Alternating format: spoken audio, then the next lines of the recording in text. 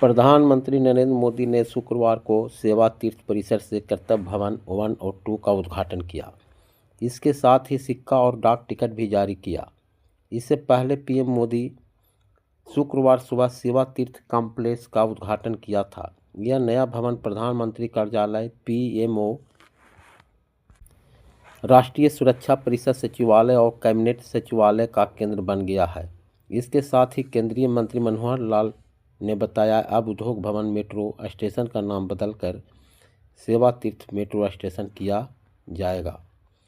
PM Modi ने सार्वजनिक कार्यक्रम के दौरान अपने संबोधन में कहा कि यह कदम विकसित भारत के संकल्प को मजबूती देने का संकल्प लेकर सेवा तीर्थ और कर्तव्य भवन में प्रवेश की दिशा में अहम है। आज नया इतिहास बनते देख रहे हैं। आज भारत नए आरंभ की साक्षी बन रहा है। यह भारत की विकास यात्रा में नई शुरुआत है। पिछले कुछ वर्षों से केंद्रीय अर्धसैनिक बलों सीएपीएफ के स्थापना दिवस मनाने को लेकर एक नया ट्रेंड देखने को मिल रहा है। खास तौर पर देश के सबसे बड़े केंद्रीय अर्धसैनिक बल सीआरपीएफ, देश की प्रथम रक्षा पंक्ति कही जाने वाली बीएसएफ और हिमवीरों का बल यानी आईटीबीपी के स्थापना दिवस की तिथियों में बदलाव किया जा रहा है। सुप्रीम कोर्ट ने मणिपुर हिंसा की जांच कर रही सीबीआई से 2 हफ्ते में स्टेटस रिपोर्ट मांगी है। कोर्ट ने सुझाव दिया है कि अब मणिपुर या गुवाहाटी हाई कोर्ट इन मामलों की निगरानी करे। साथ ही सरकार को पीड़ित के पुनर्वास के लिए बनी कमेटी की सिफारिश जल्द लागू करने का आदेश दिया है। बांग्लादेश में करीब 1.5 साल की अनिश्चितता के बाद अब नई सरकार की सत्ता में आने का रास्ता साफ हो गया है।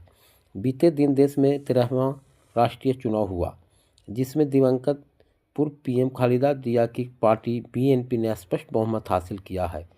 पीएम मोदी ने मौजूदा बीएनपी अध्यक्ष तारिक रहमान को जीत की बधाई दी है।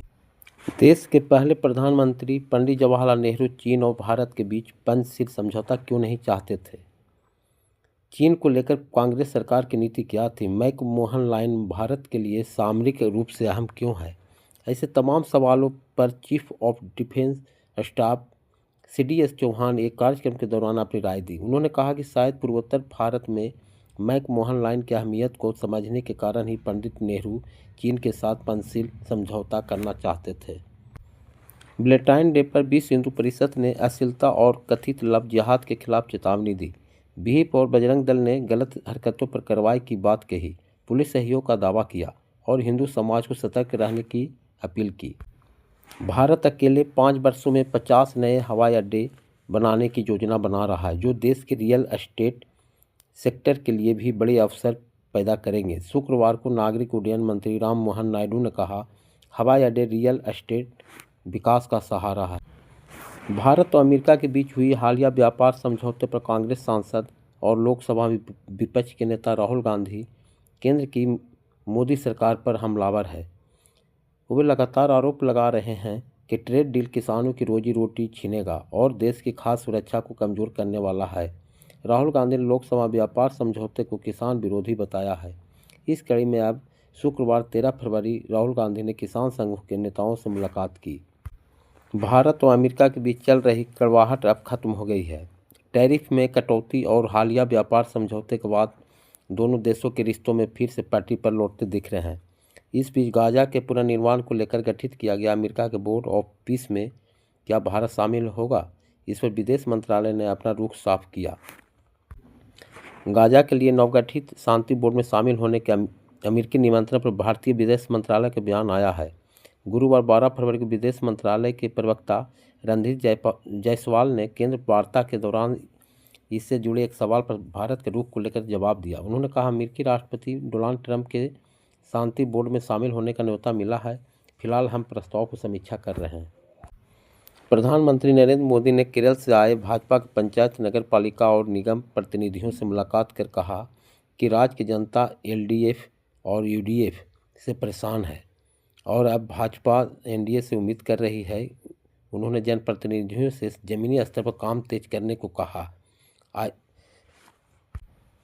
और रोजमर्रा की समस्याओं का हल निकालना होगा। पीएम ने यह बात केरल से आए भाजपा का स्थानीय निकाय प्रतिनिधियों से मुलाकात के दौरान कही। कर्नाटक के उप मुख्यमंत्री डीके शिव कुमार ने दिल्ली से लौटने के बाद कहा कि मेहनत का फल हमेशा मिलता है।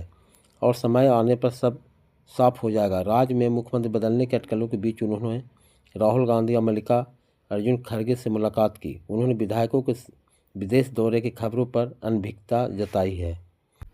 बांग्लादेश के 13वें संसदीय चुनाव बीएनपी के वरिष्ठ नेता हिंदू गायेश्वर चंद्र राय ने ढाका 3 सीट पर बड़ी जीत दर्ज की है। उनकी यह सफलता ऐसे समय आई है जब देश में अल्पसंख्यक समुदाय की सुरक्षा और राजनीतिक प्रतिनिधित्व चर्चा में है। अमेरिका के राष्ट्रपति ट्रंप ने ईरान को परमाणु समझौते पर सख्त चेतावनी दी है और कहा है कि डील नहीं हुई तो हालात गंभीर हो सकते हैं। उन्होंने इजरायल के प्रधानमंत्री नेतन्याहू के साथ अपनी बैठक को सकारात्मक बताया। साथ ही ट्रंप ने अप्रैल में चीन दौरे और शी जिनपिंग से मुलाकात का ऐलान किया। पाकिस्तान के पूर्व प्रधानमंत्री इमरान खान ने जेल में स्वास्थ्य और सुविधाएं न मिलने और आंखों की रोशनी घटने की शिकायत की है। हालांकि उन्होंने सुरक्षा और भोजन व्यवस्था पर संतोष जताया।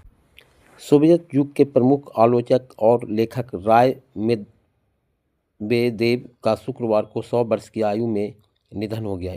इसकी जानकारी रूस के राज्य मीडिया ने दी। मेदवेदेव स्टालिन और भारत बाद के सोवियत नेताओं की नीतियों को आलोचक के रूप में जाने जाते थे। महाराष्ट्र में सड़क हादसों में होने वाली 77% मौतें दोपहिया वाहन चलाने वालों और पैदल चलने वालों की होती है। इसलिए राज्य के ट्रांसपोर्ट डिपार्टमेंट ने ऐसे मामलों को रोकने के लिए एक खास कैंपेन शुरू करने का फैसला किया है।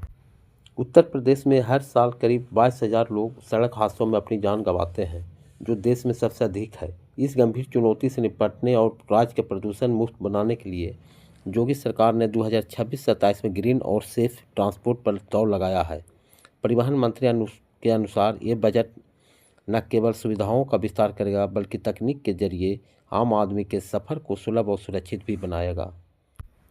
प्रधानमंत्री मोदी ने वित्त मंत्री सीतारमण की बजट की प्रशंसा की। उन्होंने बजट को व्यापक और परिवर्तनकारी बताते हुए कहा कि यह अर्थव्यवस्था को नई दिशा देने वाला रोड मैप है। प्रधानमंत्री सोशल मीडिया एक्स पर वित्त मंत्री का भाषण साझा करते हुए जरूरी चीज़ों का उल्लेख किया। उन्होंने लिखा कि राष्ट्रपति ने अपने संबोधन में रिफॉर्म एक्सप्रेस MSME को समर्थन, कौशल विकास, नई पीढ़ी के इंफ्रास्ट्रक्चर, स्वास्थ्य और शिक्षा को बढ़ावा देने के जैसे अहम पहलुओं को विस्तार से रखा है। एप्पल भारत में अपने रिटेल नेटवर्क को तेज़ी से बढ़ा रहा है। कंपनी 26 फरवरी को मुंबई के बोरीवली में अपना 6ठा स्टोर शुरू करेगी। बढ़ती बिक्री और रिकॉर्ड कमाई के बीच यह कदम भारत में एप्पल की मजबूती होती पकड़ को दिखाता है।